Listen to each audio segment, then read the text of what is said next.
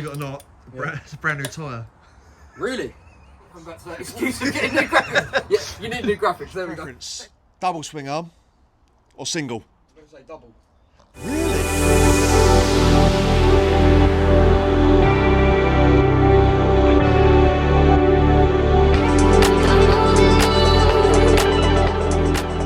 Today I'm joined with Cameron from Boots. Now if you've got a motorcycle, Boots is the only person in the South East that you never want to go to. If you go on any motorbike forum and people ask for recommendations for bike tyres, Boots is the man. He's done me before and he's going to do us today. That's it. Quite luckily my brother's brought his bike down as well, so we're going to get to see a single sided swing arm done and a dual sided swing arm done. Now we just had a chat a second ago. You say you do the South East, you do Dover, home counties, all the coastal areas, a little bit of Essex, and that kind of thing. But it's not just tyres you do.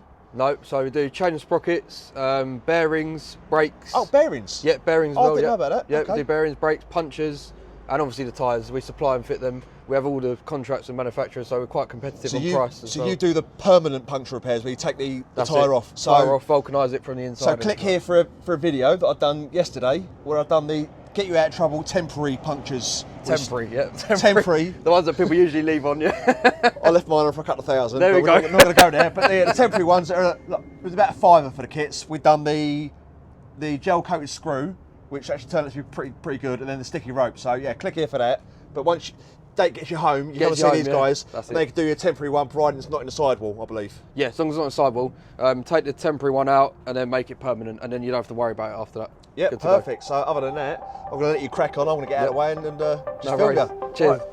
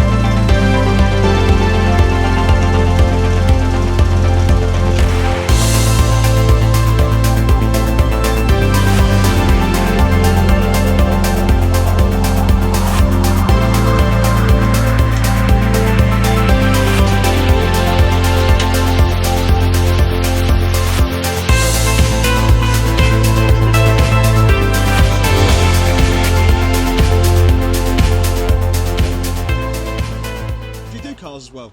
Yeah, we do cars and vans. We do cover. I forgot to say that. Yeah. Oh, okay. We cover cars and vans, but it's more. You are more geared up for the bikes. Yeah, and there's more people that have a bike. Sorry, they'll call us for their car. Yeah. And because of this machine, we're limited to like a 255 profile tyre, so we can't do anything like big BMW rears and stuff like that. Q7s? No, I don't think Q7 would be. No. I would have gone for the Super Corsa. But I like to. I ride in the rain, so that's no good, is it? Yeah, exactly. So this covers more of like a road friendly, let's say, for the day-to-day riding. But you still got the sporty aspects of it. So.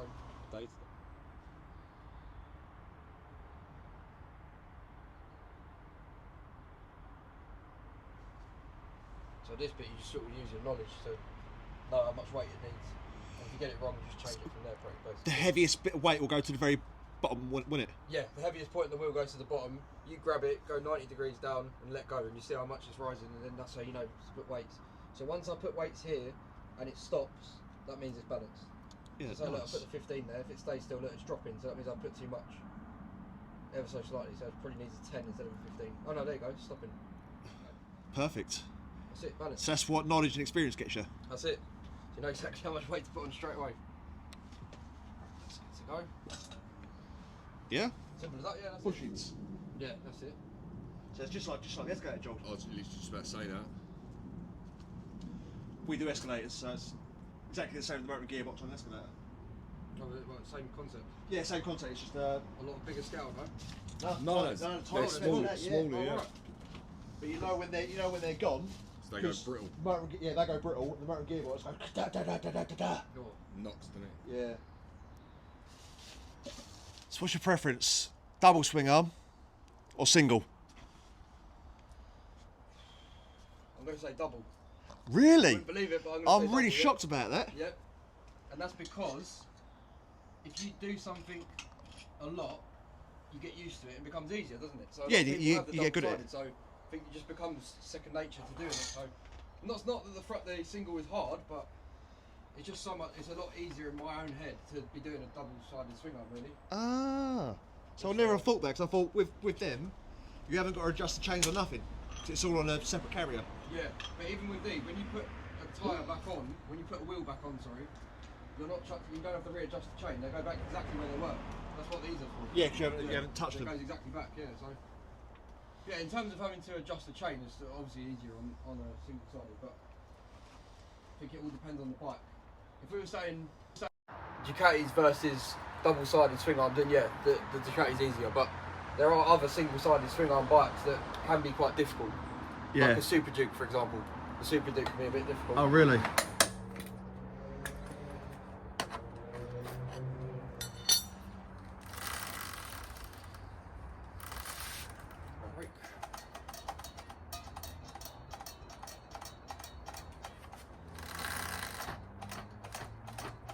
That's it, that was done. All done? All good? Yep. Fun bit. Because a lot of the time they end up, I don't know, they seem to firm up once they've been on the bike for a while and you've been going around on it. So Well, that is, believe it or not, it's a brand new tyre. really, It's not even a year old. so we'll be back pretty soon then, won't we, with another one?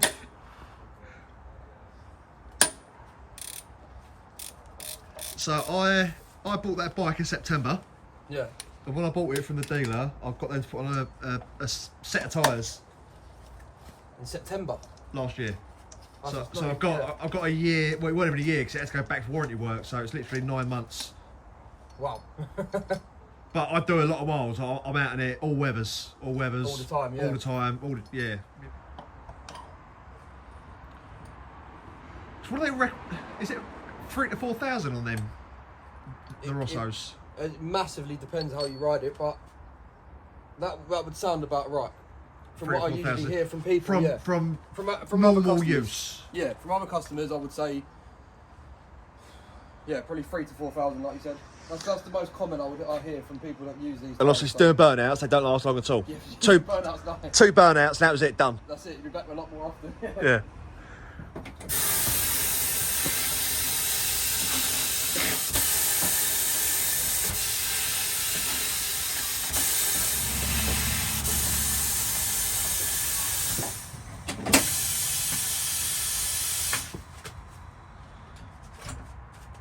You paint the writing on the sides. Yeah. Yeah, it's good. You have to do that again now on the other one. It don't take long with them. Click here for a video on how to do the paint pins on your tyres. There we go. I've had a few people ask me how to do it. Yeah. How to get it so neat. Yeah. So yeah, I'll do a video on it.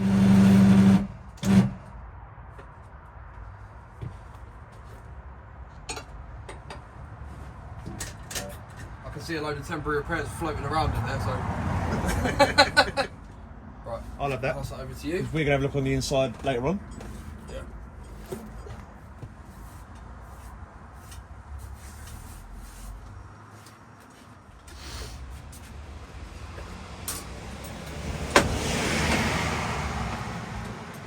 So what was you just checking for there? So when I was spinning around looking, there's a dot on some brands of tyres that tell you where to aim the valve for when you're fitting it, just to make it a bit easier for balancing. Oh really? And is that the You see it on cars quite often. on the MT? I see you drew a lot on the MT tyre. I see you draw a line. Was that what you was marking up? No, so what that was is, say the dot's on this side. This is a clockwise side of the tyre. Yep. That on the MT, I was fitting it anti-clockwise. So on the other side, it doesn't have a dot. It only has it on one side. Right. So I just turned it around, marked where it was. Yep. So I know. Transferred it across. Yeah, that's it. Yeah, And nice. Put it on the right direction. Every day is a school day. There we go. Majority of tyres, they put that dot on the anti-clockwise side of the tyre, but with a Pirelli, they put them on clockwise, so that can catch people out a lot. They just if you want have Pirellis and you've had them fitted by someone, always check that the rotation Is that right, cars as well? Not so much cars, because cars say outside and inside, whereas bikes will mostly have a rotation. So yeah, it's mostly bikes. If you have a Pirelli tyre on your bike, just make sure you double check it, because a lot of the times that we've seen mistakes have been on Pirelli tyres, because the dot is always on the wrong side or the opposite side to what people usually have. And that'll affect your handling and all sorts. Big time, because that's the way it disperses the water away from the tyre, so it is very important. Yeah. Oh, okay, there you go. So make sure you check. Yeah, just check the rotation. Michelin's, for example, the Road 6s and other tyres, front tyres always look like they're going the wrong way, but they're not. Right, a lot of the time I get questions, oh, you put that on the right way, but they look like they're going the wrong way, but they're not. If you look along the side, the very edge of the tyre, there's usually an arrow that tells you which way it should go, so just double check it's going the right way.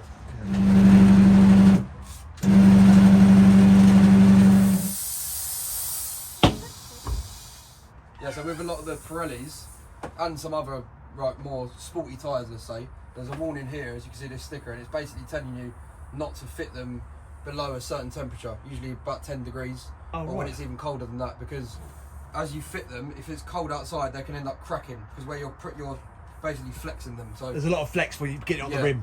And obviously, the problem with us, we're not in a garage, we're mobile, so if that happens and I'm fitting a sports tyre to a bike, I'll have it in the front with me, whack the heating up, keep it warm, and then straight away when I'm ready to fit it, just jump in the back of the van and fit it. Nice. Then it's fine like that, it keeps it nice and warm, and it doesn't have any cracks. So learning loads today. There we go. Like we said earlier, I've been incorrectly inflating my tyre, because I was reading the tyre, what that says, but we need to go by what the manufacturer of the bike says. Yeah, a lot of people, I hear that a lot as well, so don't go by what it says. Do you know why I was told that? Yeah. When I looked up online about tyre pressures, it said that the manufacturer one is when you buy the bike, the manufacturer set it with a certain tyre, so that's the pressure they set it to. And if you get a different tyre fitted to it, check what that tyre says. It says on the side of the tyre, it's telling you a maximum pressure that should be applied to that tyre. Certain weight. Yeah, it's if that certain weight is on that tyre, sort of thing. It's hard to explain. It's not really how it should be run. Just look up. Obviously, a lot of people, I always ask them what pressures do you run, because a lot of them have a preference. Sometimes you go out and you feel like it's not quite right, you'll lower it, and then it feels a bit better for your handling and stuff like that. So people do develop a preference sometimes, but if not... I find with that one, if it's underinflated, it feels all washy. There we go, exactly. Like the front end just goes all washy and, weird. You clean around the inside as well, just so that it's easier to stick the weights on when I'm balancing it. With Ducatis, the forged wheels... usually means you don't have to put as much weight. The balancing's quite easy to do, basically. So yeah, I don't remember there being much on there. No, there's literally, let's see what that says, there's about 10 grams in there, so it's not a lot. I've got to get new stickers now, haven't I? What, on the bit where the weights are? Yeah, because I've had to cut my stickers around the... Oh, yeah, on that side you have. Yeah, this side is fine, but that side, I see that. I've taken them old weights off, not put the 10 on, and it's completely balanced as it is. See what I was saying? This is what I was saying about the forged wheels, where a lot of the time they're such high quality that they don't either need no balancing or they need very small amount of weight. And there's no weights on there whatsoever. And it's balanced up perfectly. It's balanced perfectly. I'm going to even spin it again, just double check. But it's completely balanced. There's zero, completely balanced. As it is, without any weight. With no weight? No weight at all.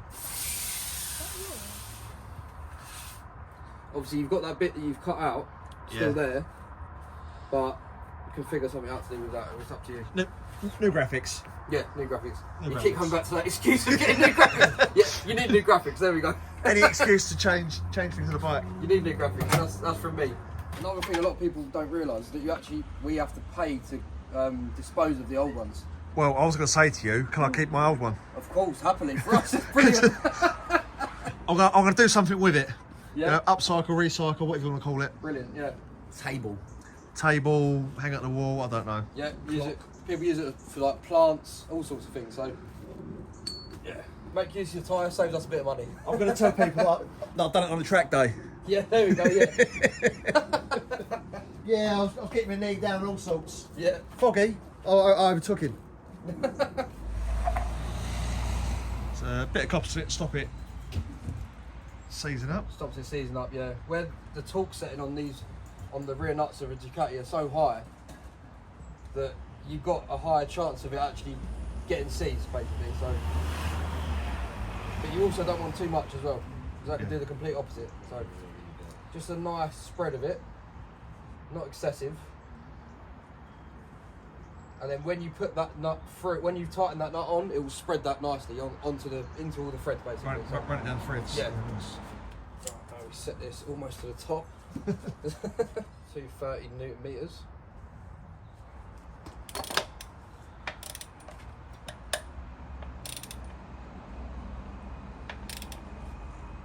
So you've got to use all your strength.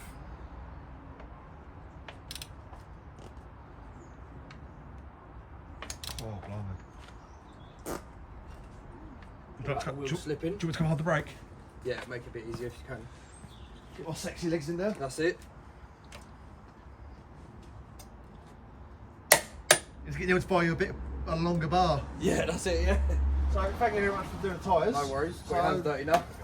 I'm an engineer, I'm used to it. There we go. So, aftercare. Yeah.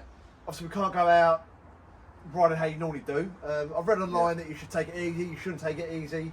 What's your recommendations? Yeah, there's a lot of mixed opinions on it. Obviously, as technology's advanced, a lot of the manufacturers don't use releasing agents anymore. But as a tyre vulcanises and cools down when they're being made, they release oils.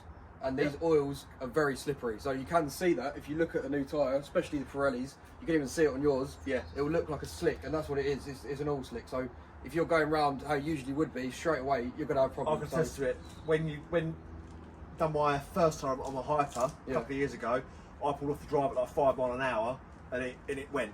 You can feel it going, yeah. We've had a lot of stories about people going like crazy. What I've read online, to scrub it in, so to speak, it's better go find a car park, slow speeds, do figure of eights, and that'll wear the whole of the tyre quite nice. Exactly, yeah. A lot of theories, people say, oh, I'm going to do a burn up, but then the minute you get to a corner, you're going to slip because it's only the middle that's worn out. It's been burnt, running in a sense. Yeah, there's a lot of theories to it, but the best way, if you want to do it quickly, then figure of eights. If not, just nice, easy riding. Just anticipate things a lot sooner than you would have when you're riding normally. Junctions, take it nice and easy, pulling out, and 50 to 100 miles. It'll be quicker because obviously not a lot of places use release agents anymore, but just get a feel for the tyre.